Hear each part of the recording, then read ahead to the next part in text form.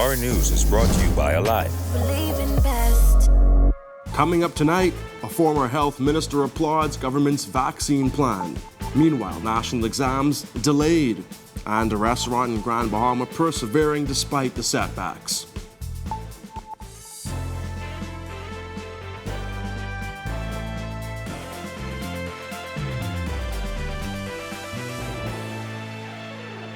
Welcome to Our News, and thanks for joining us. I'm Jared Higgs. Topping news tonight, former Health Minister Dr. Dwayne Sands said transparency in education will be vital to a successful vaccine rollout. He added that he agrees with the approved vaccine choice, AstraZeneca. Gillian Gray reports. Former Health Minister Dr. Dwayne Sands is applauding the Vaccine Committee for its candid and frank presentation about the vaccine rollout. He urged them to continue to be open and transparent with the public, as he says education will be vital to a smooth launch. The way it's being done now with education is an excellent way to start. To be very open and transparent about what we know and what we don't know. We are proceeding in uncharted waters. We don't know a lot of things. But if you put it that way and say to people, here's what we think is the reason why you should take this. Here's the safety information that we don't have. We're going to try and get it, and we'll let you know.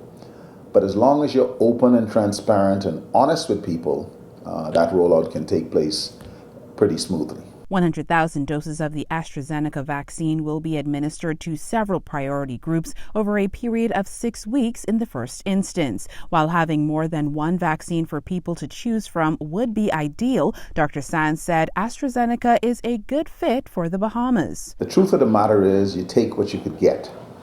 Vaccines are in very short supply. There are countries fighting to get access to vaccines. Most countries, certainly in the developing world or in the third world, will not have the ability to pick, choose, and refuse. Now, as supply chains improve, then perhaps we'll have the option of multiple different vaccines. But for now, this seems to be a pretty good option. He also praised the committee for being cautious about giving the vaccine to people over 65, as there is not yet enough data to prove efficacy in people in that age group. He added that as more vaccines roll out, the elderly may be able to get vaccinated. Is it safe in pregnant people? No, it isn't. Is it safe in children? No, it isn't. At least we don't have the data to tell. So what do you say to people who are explicitly not included? You say, just wait. We have already had the rollout of a number of vaccines, Moderna, Pfizer, AstraZeneca, Sputnik 4, and so on and so forth. The Johnson & Johnson is about to come. And pretty soon there will be a vaccine, I'm sure, that fits your particular demographic. For Our News Weekend, I'm Gillian Gray. Police on Harbour Island are investigating the circumstances surrounding the shooting death of a man on Friday night. Reports are that shortly after 10 p.m., police on the island received reports of a shooting incident that occurred on Barrett Street. Officers responded, and on their arrival, they met a man lying on the ground outside a residence with apparent gunshot wounds. The local doctor later examined the body and pronounced the man dead. Investigations into this matter continue. Yet another union is speaking out against the Minister administration. The Bahamas Taxi Cab Union announcing on Friday that it will march to Parliament next week, Wednesday. Union President Wesley Ferguson says they're fed up with having multiple issues ignored for years. Jasmine Brown reports. Those taxi drivers say they're tired of playing nice, and it's now time to send a strong message to the Minister administration. It's time for the government to show some kind of humility, some kind of compassion. The Prime Minister is very, very vocal when he said, where's your heart? But where's the Prime Minister's heart? That's the Bahamas Taxi Cab Union president explaining why taxi drivers plan on marching to Parliament on Wednesday. The union president accused the Minister administration of failing to address their concerns, some of which have spilled over from the previous administration.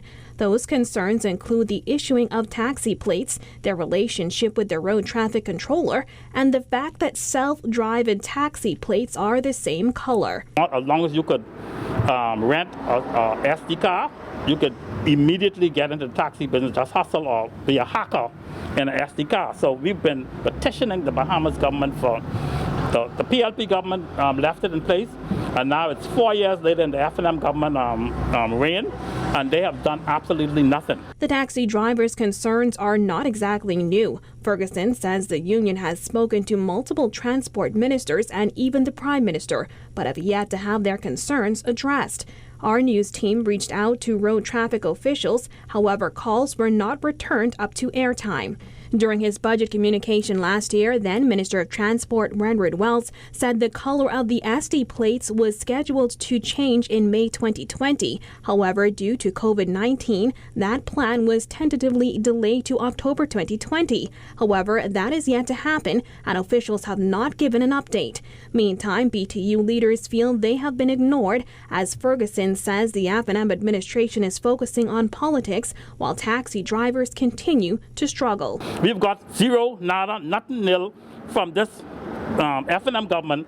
For the 4 years they were in there, all they're doing now is trying to ratify themselves, trying to get back in power, and have done nothing for the Bahamian people. Certainly nothing for the taxi drivers. Nothing, nada, nil. Zilch. The Bahamas government feels as if they build roads, parks, sidewalks, and refurbish airports. That's going to get them votes. But the whole point is they are out of touch with the Bahamian people, the local Bahamian people, and Bahamian people have a propensity of get you back at the polls. Okay, so tell them, stick their head in the sand and believe that all is well. Reporting for our news, I'm Jasmine Brown. Could more taxes be on the way for residents as the government seeks to borrow $900 million following the passage of Hurricane Dorian and the COVID-19 pandemic? It's a discussion that needs to be had, according to the governor of the central bank. George O'Bain reports.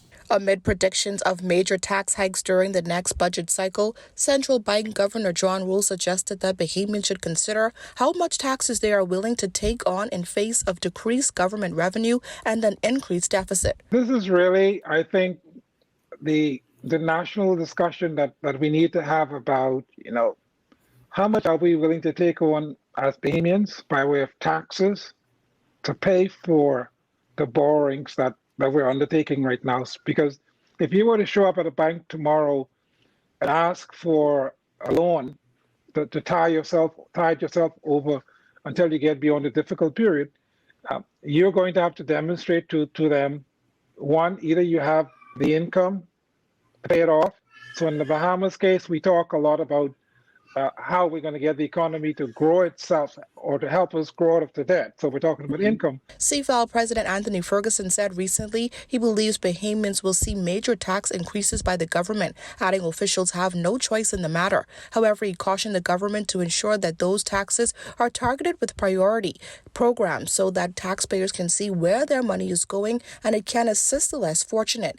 Meanwhile, Roll recommended that the government steps up efforts to collect taxes that are already out there. Even though we have rules around the tax rate on the books, we know that the government needs to get better at collecting on the taxes which are already out there.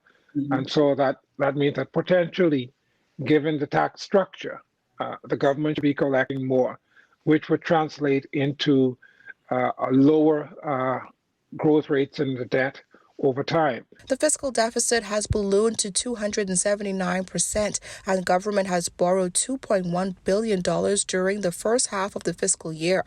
According to Rule, in order for the country to remain a desirable candidate for loans, officials must demonstrate that the country has the necessary measures in place to repay the funds in a timely manner. In the case of the country contributing more by way of taxes. So when we look at what is a comfortable level of debt or borrowing that the Bahamas can take on now, then we need to ask ourselves whether the Bahamas is doing sufficient to pay it back within a satisfactory time period. And it is only that helps set the level of comfort around whether we deserve to be given access to the debt. Reporting for our News Weekend edition, I'm Georgie O'Bain.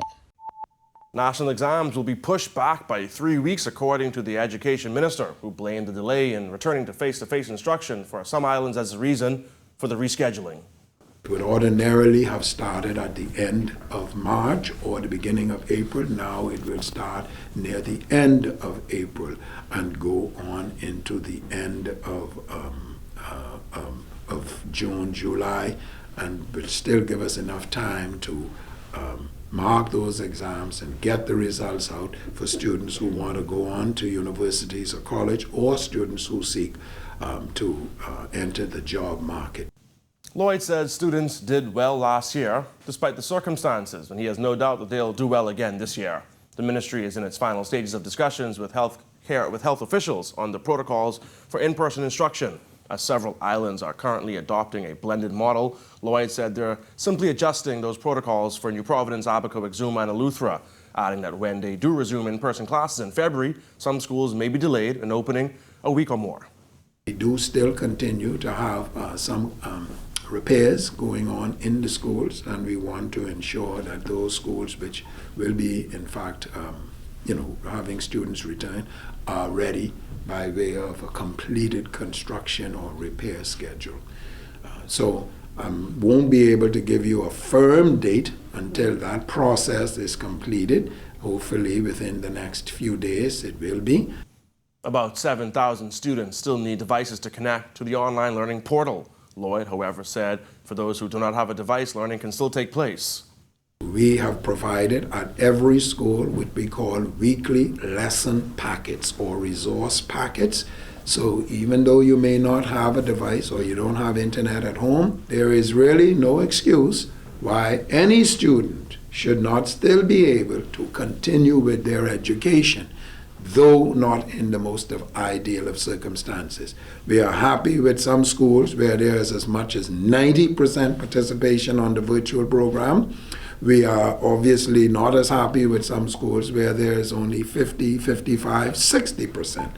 Still to come on our news, an increase in domestic violence noted by a regional group. And what's the Bahamas doing to track that uptick in domestic violence? We'll tell you after the break. Every new season of On the Record, we push the limits. Venture into unknown territory. We take our cameras into places unseen before. We share the stories and experiences that affect us all. And now it's time for Season 5. On the Record, Thursdays at 8 p.m. on RTV Cable Channel 212 and streaming live on Facebook on the R News Bahamas page.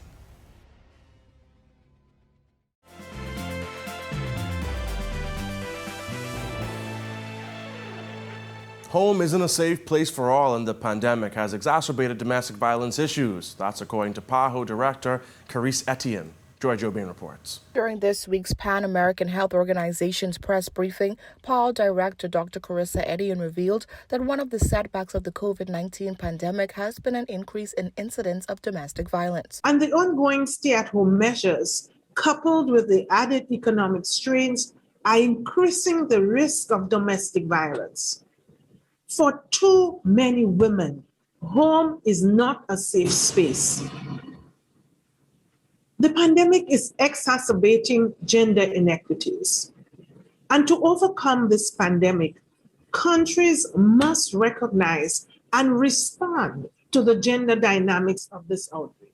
According to Etienne, countries must do their part to ensure that women and girls have proper access to gender violence hotlines and health care. This starts with ensuring that women and girls can access the health services that they need, especially during this time of crisis.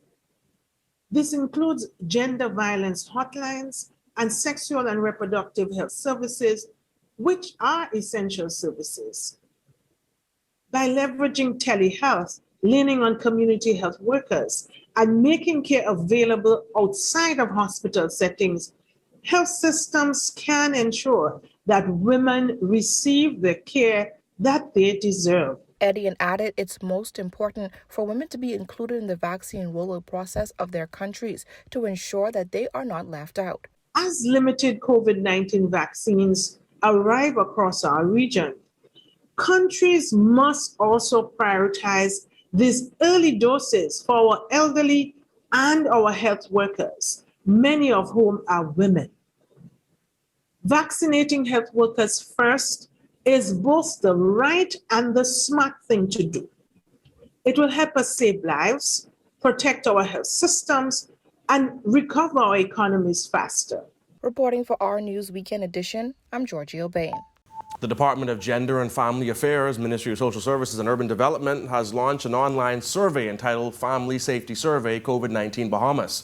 Director of the department, Dr. Jacinta Higgs. Across the planet, research coming in to the Bahamas from the United Nations, from the Commonwealth, and also from CARICOM all indicate that domestic violence, abuse in the family, sexual offenses would have increased during the COVID lockdown. And because you provide opportunity in the homes. And so there is a concern. The Department of Gender and Family Affairs did a study with UB, University of Bahamas, and again, we saw 2% increase. Dr. Higgs says a survey specific to the Bahamas will allow officials to get as much information as possible on what is actually happening in homes during the curfew and/or mandatory lockdown periods. She says officials will be better able to respond to the issue. There is a concern, hence this partnership for us not only to look good in terms of helping our people, causing prevention, but we have to account to the United Nations. Higgs says the survey is also a part of the technological reform underway at the Ministry of Social Services and Urban Development. When our news comes back from the break, Hurricane Dorian and the pandemic won't hold this restaurant back. Find out more when we return. Every new season of On the Record, we push the limits. Venture into unknown territory. We take our cameras into places unseen before. We share the stories and experiences that affect us all. And now it's time for Season 5. On the Record, Thursdays at 8 p.m. on RTV Cable Channel 212 and streaming live on Facebook on the R News Bahamas page.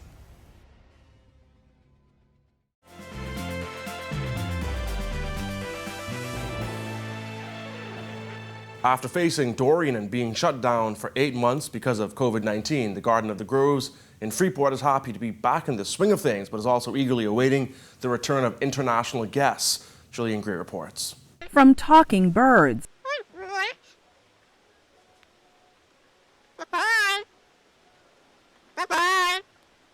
to adventures on 4 wheels.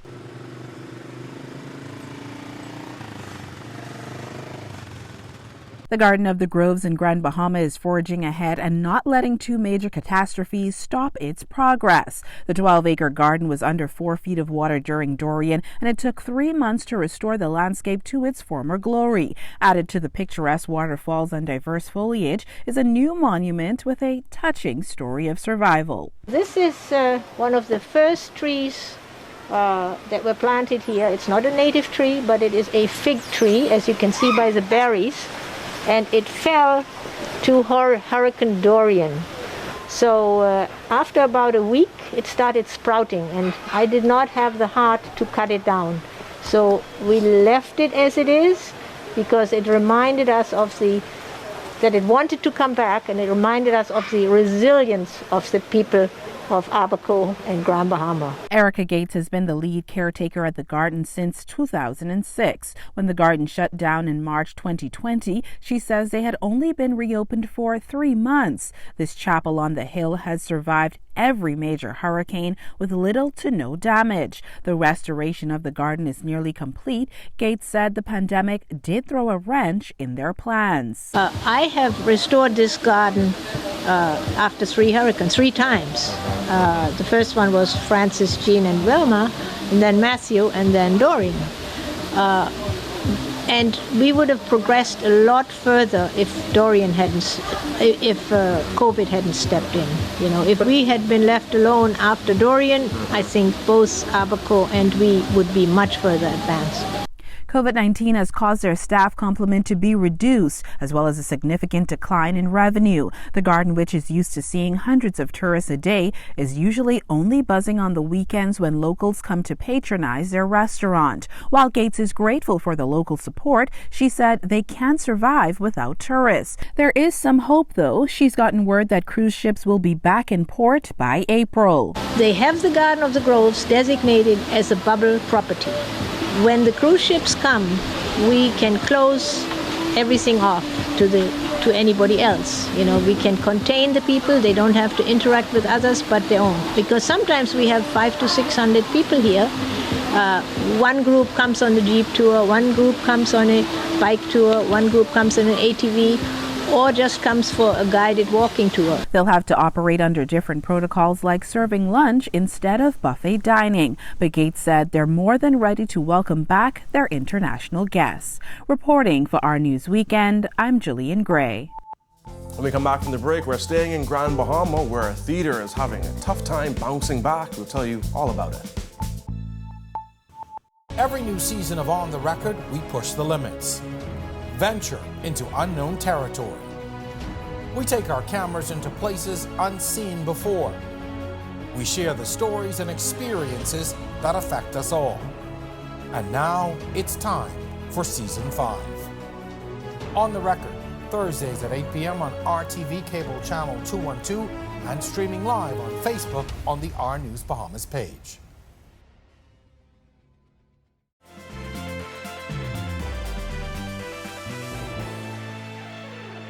Welcome back. More than a year after Hurricane Dorian ravaged Grand Bahama, the Regency Theatre in Grand Bahama is still being rebuilt. The theatre had severe structural damage from the monster hurricane and is the hardest thing to repair. President of the Freeport Players Guild of the Regency Theatre, Alfred Anderson, explained some of the challenges they're still facing in the rebuilding process. Our stage, which is literally the heartbeat of the entire building, that part of the building, we had structural damage, whereas the water would have caused our stage to actually move forward about 8 inches off of the original foundation. Anderson says this is the most difficult thing for them to repair. They're also faced with severe electrical issues. Vice President Preston Knowles says in reconstructing the theater, they're seeking to ensure there are no repeats should the island be hit with another hurricane. In reconstructing and repairing, we took that into consideration. So a lot of our things we've decided to elevate. We would have just installed a brand new AC unit that we never got to turn on. That's $100,000 that's still sitting in limbo. So hopefully once we get full power and stuff, we can test that. And if possible, we'll probably raise those units as well.